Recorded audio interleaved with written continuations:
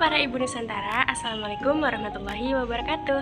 Apa kabarnya nih? Semoga selalu sehat dan selalu semangat dalam mendampingi tumbuh kembang si kecil. Jadi kali ini aku, Syifa Arsy Azahra, akan membahas poin penting untuk masa depan anak bangsa. Apa sih yang akan kita bahas? Yaitu kenali stunting dan upaya pencegahannya. Nah, mungkin Mami pernah mendengar atau bahkan melihat secara langsung beritanya nih. Jadi, pada tahun 2024, sekitar 19,8% anak Indonesia mengalami stunting. Angka itu cukup tinggi loh. Jadi, apa sih sebenarnya stunting itu? Simak terus videonya. Jadi, stunting adalah kondisi di mana anak memiliki tinggi badan yang jauh lebih pendek dari standar usianya. Kenapa bisa begitu? Karena anak mengalami kekurangan gizi kronis, kekurangan gizi yang terjadi dalam waktu yang cukup lama. Nah, kapan sih masa kritisnya? Terutama pada periode 1000 hari pertama kehidupan atau HPK, yaitu mulai dari masa kehamilan hingga anak berusia 2 tahun. Dampaknya nggak main-main loh moms, bukan cuma soal tinggi badan, tapi juga mempengaruhi masa depan anak bangsa. 3 dampak buruk akibat stunting. Yang pertama, kesehatan anak. Anak akan lebih berisiko terkena berbagai penyakit apabila mengalami stunting. Yang kedua, prestasi akademik. Akibat perkembangan otaknya terganggu dan tidak optimal, maka akan mempengaruhi prestasi yang menjadi kurang maksimal. Yang ketiga, dampak pada ekonomi. Ketika anak sudah tumbuh dewasa, produktivitasnya akan menurun, sehingga mempengaruhi kesejahteraan ekonomi dalam keluarga. Sedih kan moms, makanya kita harus cepat tanggap apabila kita mendapatkan tanda-tanda penyebab dari stunting.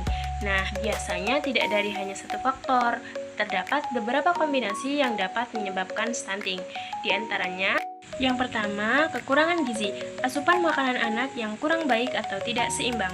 Yang kedua, sanitasi yang buruk, lingkungan yang kotor, kekurangan air bersih, dan kebiasaan membuang air besar sembarangan.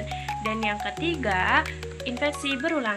Anak sering mengalami sakit diare atau ISPA sehingga membuat gizi dan asupan makanan yang sudah masuk ke dalam tubuh keluar kembali sehingga penyerapannya tidak maksimal. Nah, sekarang kita masuk ke bagian yang paling penting nih moms. Bagaimana sih upaya pencegahan stunting? Ayo cegah stunting dengan yang pertama, pemberian ASI secara eksklusif selama 6 bulan pertama, kemudian dilanjutkan pemberian ASI hingga anak berusia 2 tahun atau lebih. Yang kedua, berikan makanan pendamping ASI atau MPASI secara tepat dan seimbang. Pastikan isi piring sekecil dengan karbohidrat, protein, vitamin, mineral, dan sebagainya macamnya yang membantu dalam mengoptimalkan tumbuh kembang si kecil. Yang ketiga, penting banget nih moms, jangan sampai ketinggalan posyandu atau puskesmas. Pastikan si kecil mendapatkan imunisasi secara rutin dan lengkap, serta pantau terus tumbuh kembangnya.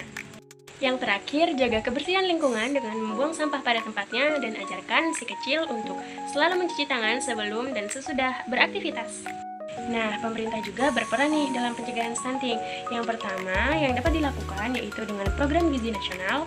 Yang kedua, penyuluhan dan edukasi. Dan yang ketiga, layanan kesehatan gratis yang dapat diberikan kepada calon ibu ataupun ibu hamil. Jadi, mari bersama-sama cegah stunting, selamatkan negeri. Sekian dari saya, kurang lebihnya mohon maaf, semoga bermanfaat. See you, wassalamualaikum warahmatullahi wabarakatuh.